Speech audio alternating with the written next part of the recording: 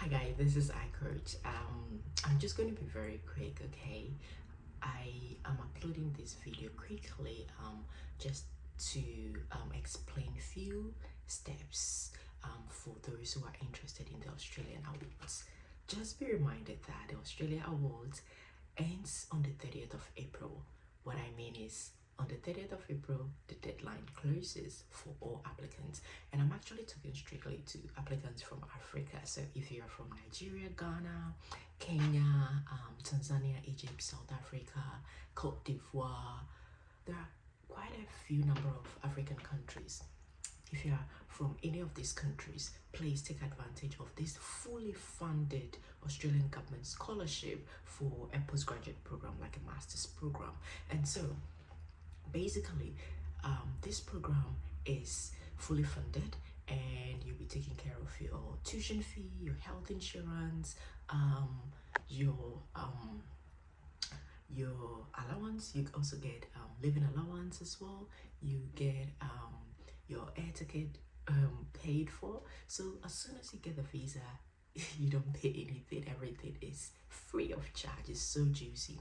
But the application process is such that there are specific things that you really need to take notice of, and there are priority areas. There are about 6 priority areas, 5 or 6, and you need to check those priority areas. I'll put a link in my YouTube description page where you can check the priority area just to see if your area actually aligns with those priority areas. Sorry, my camera is just going on and off. And so once you have checked your priority area and your background is a little bit linked to the priority area, for instance, if you are in communication and your background is communication and you really want to do something like disability or gender, which is not closely, let's say not directly linked to communication, but you can actually link it to communication depending on how you justify. So I always say that let your justification be strong. Like, as long as you have a very strong justification, you're good to go, because they're going to ask you some questions in the application that you need to provide responses to. So for instance, if they ask you, why have you chosen your intended course? So you need to choose a course to study, a course that is aligned to your background, a course that is aligned to the priority area that you have selected. So if you're a communication, you want to do gender or inclusion or disability as one of the priority areas, and they ask you, why have you chosen this particular course? So for instance, you're going to do Master of Gender Studies, for instance, or Master of Education specializing in Disability Studies. They ask you, why have you chosen this course?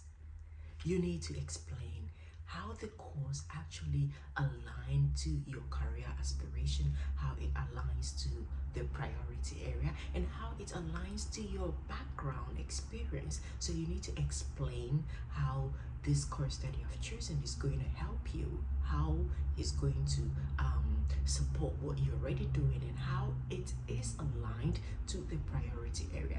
That's why it comes down to justification. Provide a very good justification and you're good to go. Some questions that the application will ask is, how will your study contribute to your career? You're already in a particular field of work. How will this study, the course that you have chosen, contribute to your career? You need to provide explanation with typical example. You need to cite. I always like the practicality of writing essays. You need to provide examples. You need to provide practical examples. That is how people, or most people, assess applications such as these. And another question that they can ask you is, how will you contribute how or let's say, give practical examples of how you will use your skills or knowledge that you gain from the scholarship in your home country development. So for instance, you have been sponsored by the Australian government to travel to Australia to study, right? And you're going to gain knowledge, skills, experience. You go back home. the scholarship team wants to find out the knowledge, the skills, the experience that you're going to gain from this scholarship, how you are going to implement it in your field of work, in developing or helping shape your country's economy, or helping shape your country's development. So you need to give practical examples. Sometimes they can ask you to give 2, sometimes they can ask you to give 3, 4, 5 examples of how you're going to apply the knowledge and skills in your career, in shaping your country's development, and then in shaping your future aspirations as well. So that's also an opportunity for you to convince the team, the research team, because there are so many people who will be applying. So your ability to convince them is your power. So you need to give them that kind of assurance that yes, this is how you're going to implement the knowledge, skills, and experience you've got from the scholarship. And then sometimes they can also ask you to explain how you have contributed in making a reform or making a change, or contributing to helping solve a problem, either in your professional life or in your personal life.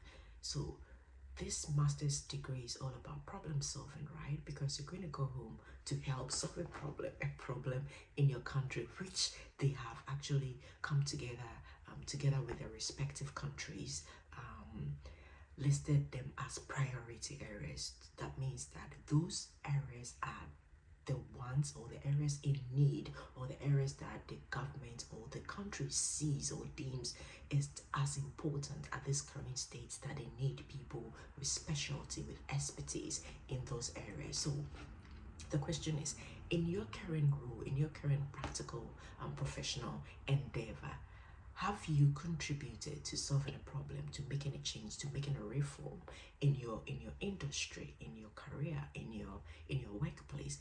How did you do that? What did you do? What solutions did you suggest, recommend, contribute? And so an aspect of the scholarship will ask you to actually give an example of how your contribution in a workplace has helped solve a problem, or has helped made a reform, or has helped shaped a particular challenge that the workplace or your organization was facing. So basically, these are some of the examples of things or written statements that you would need to prepare to be able to convince, or to be able to influence the scholarship team about your research. You need to prove to them why they should take you, or why they should consider your application over other people's application. And so these are basically some of the few things that you need to think about before you start the application. I'm just going to leave the application link in my YouTube description page. I always encourage people to do their own application, but if you think you need support, ICoach International Education Agency is now a fully registered education agency in Australia. So you can go and check our website, ICoach Education Agency online, and also I will leave the link of the website in my YouTube description page, as long as our email address, so you can contact us and we can do the application for you. We can go through the application with you, explain all the terms and conditions, and then you submit all your document. You sit back, relax with a little bit of brown popcorn and Korean drama, or whatever drama you enjoy, and we will do the application for you. All we will ask you is to provide us with the written statements, and then we will refine it. We will help you refine those statements to be better, to be able to see if you can convince the scholarship team. And so, like I said, feel free to apply on your own if you have the confidence and you want to do it. But ICoach Education Consultancy is here to support you. If you need help, just contact us at info@icoacheduconsult.com, and we'll get in touch with you and support you through this application process. Remember, the deadline is on the 30th of April. So today is the 19th. So they are using the Australian Eastern Standard Time. So if you're in Africa, most of the African countries are like about 10 hours or more behind. So if you use an African time, unfortunately, you will not make it. You will be late. And so I am in Australia and I'm going to, of course, use the Australian Eastern Standard Time in the application process. So I will make sure your application will be submitted on time or in time. And so please get in touch. ICoach, info at icoacheduconsult.com. Let us help you with this application and see if you'll be able to go through this application process and enjoy this fully funded scholarship from the Australian government. So if you're in Ghana, Nigeria, Kenya, Zimbabwe, Tanzania, Cote d'Ivoire, South Africa, get in touch and we'll be able to help you go through this application.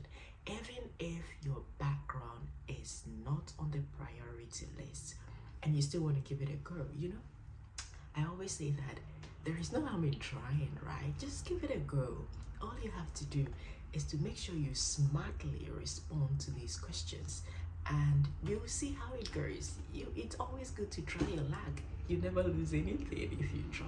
So give it a go and let's see how it happens or how it will pan out. So deadline is on the 30th of April and we have about 10 days to go. 10 days to go. So if you're watching this video, whenever you see this video and it's before 30th of April, get in touch quickly. We can use about 1 hour, 2 hours, 3 hours to submit your application, depending on how fast you're able to get us the documents as in the written statement. All you have to do is to get your reference letters, recommendation letters, all your academic transcripts and qualification certified, a copy of your passport. Please do not contact me if you don't have a passport. I've had few people contact me.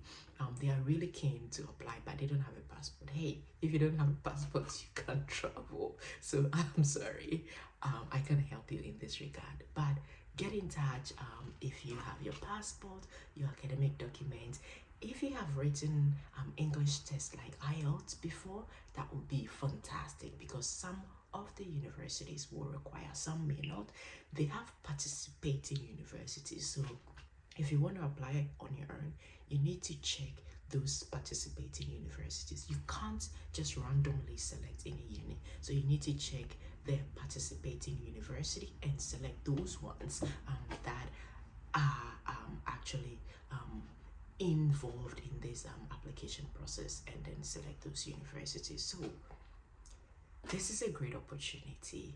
11 days more to go. You still can make it if you're interested to enjoy these fantastic scholarship opportunities where you pay nothing, from flight tickets to living expenses to even buying a laptop. Everything is paid for.